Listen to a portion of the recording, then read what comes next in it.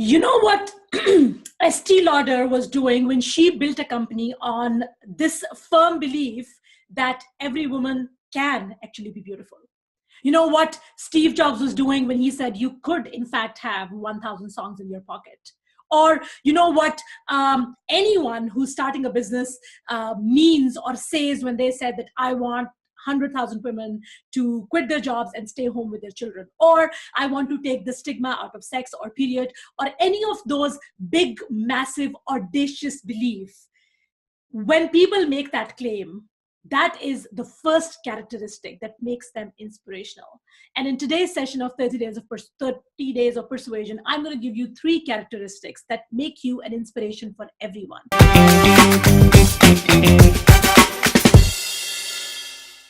And there is a massive, massive value in you being an inspiration, not because it is extremely inspiring, but also because when you are an inspiration, people look up to you. So every success, every victory that you create yourself, people will want to replicate it. And that means that if you have created goodness or wealth or abundance or health or anything really good, you will be able to spread the message of that goodness or wealth or abundance or health to people without even trying. Because when you're an inspiration, people want to be like you. They want to have all the things that you have because you showed them that it is possible. So listen very closely and try to embody these 3 characteristics that will make you an inspiration for everyone. This is Bushra. I'm the founder of the Persuasion Revolution, and I teach tiny businesses how to make big bucks using the psychology of persuasion. I'm also someone who went from an absolute nobody to making a crap ton of money in less than 3 years. And I have managed to inspire people who want to start a business online or want to start a business, period, but they don't see anyone online who looks like them, right? And I am trying to be an inspiration for those people. And I try to embody these 3 characteristics that I'm talking about today. So if you see me and you hear me, please let me know, because I don't want to start talking and babble on unless I know for sure that you are here and that you see me and that you hear me and that you are interested in this topic, because this is a topic that's very close to my heart. It's a topic that I feel like if you have a story, and we all have stories, if you have a story that you want to share with the world, in doing so, when you share that story and you embody these 3 characteristics, you will inspire other people who want to have the same results as you or who might have the same background as you. But unless you know what these 3 characteristics are, you probably will have a hard time getting to that point. Okay, so I'm also going to share this broadcast. This is going to be a little bit different from my other broadcasts. There won't be a lot of jokes, or I can't promise no jokes, but really there is no, there isn't a lot of comedy. Instead, I want to focus more on really conveying what I believe makes for an inspirational person, an inspirational role model, and how I would want to embody those principles and how I would like you to embody those principles. So, okay. So things seem to be working okay. That's always a good sign. Okay, excellent. I think it's all is good. Okay. Now, let's talk about the very first characteristic that I hinted at when I started this broadcast. And that characteristic is big, massive, audacious, scary vision. Something that is so big, something that is so audacious, something that is so awe-inspiring that people will flock to you just to see you fail or just to see you win so that they can also get the same vision. Now, again, when John F. Kennedy said that my vision is to put a man on moon and bring him back safely, it's really simple, but it is big, it is massive, it is audacious, it is scary. But it is a vision that people will want to stand next to. 1,000 songs in your pocket, every woman can be beautiful. All of these are things that make people want to be a part of this. It is a movement. It is something that is bigger than yourself. Now, the biggest reason this works is because it aligns with the human need to be better. It aligns with the human need to be part of something bigger than themselves. So even if you want to sell courses, even if that's all you want to do, I encourage you to align that with something that's bigger than just the courses, to align with something that's bigger than just making $100,000. I hear that all the time, make $100,000. If that's your business vision, if that's your big, hairy, massive, audacious claim or vision, then it's not really doing anything. It's not inspirational. Yes, it is a lot of money, but it is not inspirational. So look for something that is big and massive and scary, and hold that vision with conviction. Whatever that vision is, whatever it is that you want to aspire to, whatever it is that you want people to believe in. As an example, this is a great example, and it's very common. When Steve Jobs wanted to hire Pepsi executive John Scully, he said, do you want to sell sugar water for the rest of your life, or do you want to come with me and change the world? Right? Now, logically speaking, John Scully could have said, yeah, I would rather sell sugar water than sell useless, super expensive gadgets that do nothing.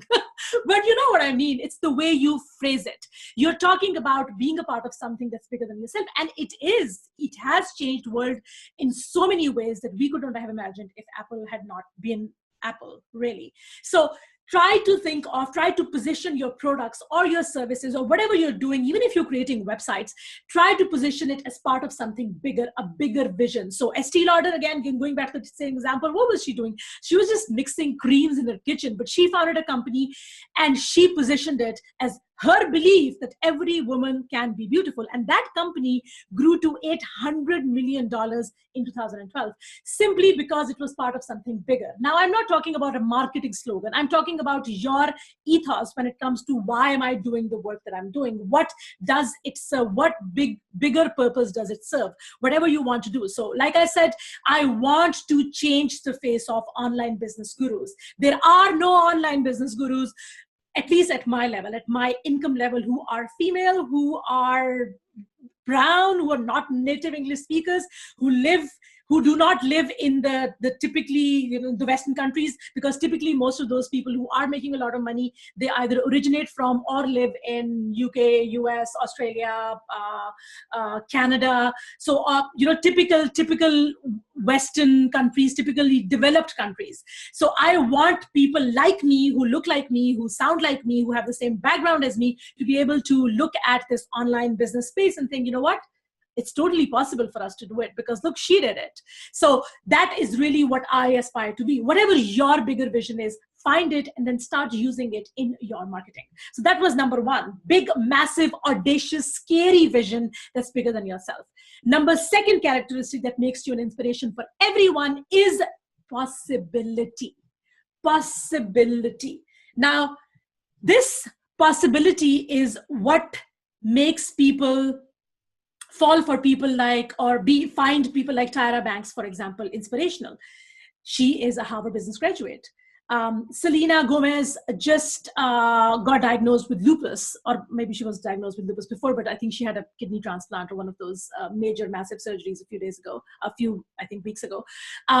When you see things like that, when you see adversity with someone who seems to have everything together, that gives you a hope. That is a sign of possibility. And that possibility is what makes you inspirational. So again, going back to my story, there are so many things. I did a series of posts called I Am an Anomaly, Be an Anomaly, where I talk about all the things that could have meant that I should not have made I should not have made it online. I should not have made the kind of money that I make. But me standing there with this face and this color and this accent and this background, me sitting in my closet, is possibility. And that is why it is inspirational. It is inspirational when someone who living on the streets 3 years ago now is making a lot of money, now is helping build orphanages or building, sanctuaries for endangered species or whatever.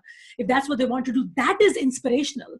And that is why people use a lot of those rags and riches story, because rags to riches story speak of possibility. So if you are a celebrity who is born in a celebrity family, for example, Paris Hilton, you look at Paris Hilton, no one says, I find Paris Hilton inspirational. No one says that, because you don't see possibility. You look at this and say, okay, that's a good stroke of, the gene pool, right? She was born in the right family.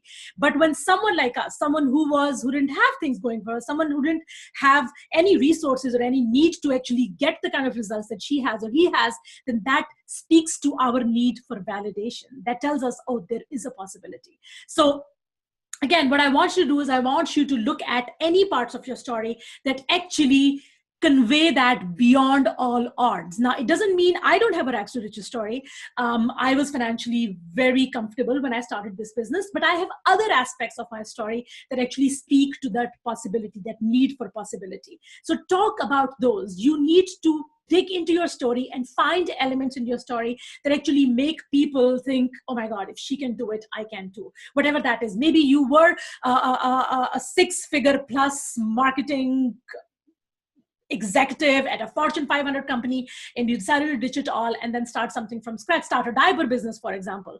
Now, even though this is not a rags to riches story, it speaks of possibility. So if I am a Fortune 500 employee stuck in a shitty job, I look at you and I see possibility. So your story can have a possibility for different people. You just need to find the right person. So yes, I was never on the streets, fingers crossed. I've been really incredibly blessed. I've lived a really blessed life. I don't have any childhood trauma or anything for me to use in my story, anything tragic to use in my story, but that doesn't mean that I don't have a story that speaks of possibility. You have to find something in your story that speaks of possibility, because that is what makes you inspirational.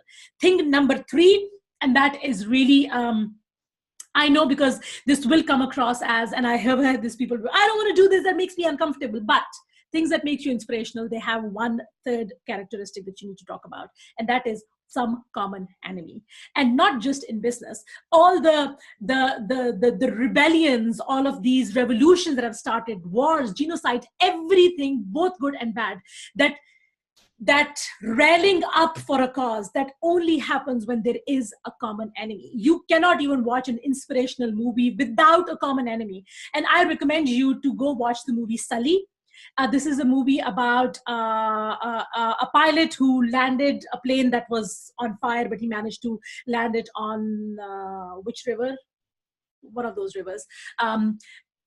In the US. And the actual story is basically how heroic the pilot is. So the story is all about, and Tom Hanks plays beautifully the role of Sully, and it's really amazing. Now, in the real life story, there was no enemy. Like, there was a malfunction, there was no enemy. But when they made the movie, they realized that they cannot have a movie, they cannot make an inspirational movie unless there is an enemy. They had to find an enemy. So they actually found someone who's from the air traffic control department, and he wasn't such a bad guy, but in the movie, he seems like an evil bastard. Right? And the guy was really pissed when the movie came out. He was like, I wasn't such a bastard. What did you do to my reputation?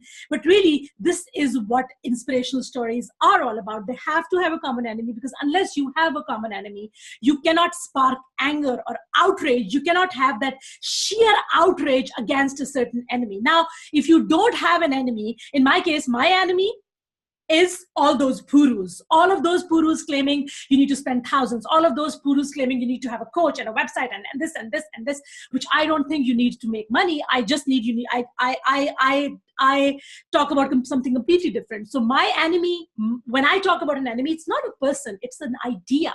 It's a concept that you don't need to do all of those things. And you can do the same. Find a common enemy. It doesn't have to be a person. It can be sloth or laziness or anything, or just settling for status quo. It could be anything, but you need to find a common enemy and then be constantly badgering on about it. So 3 characteristics: a big, hairy, massive, audacious vision, and absolute conviction that you will achieve that vision. Number 2, possibility. Show them through your story, show them possibility. And number 3, a common enemy. So find that common enemy. If it is, and again, it doesn't have to be a name. It could be a lot of the people who are in the health industry, they look at FDA as the common enemy. And it's a very common, poor FDA.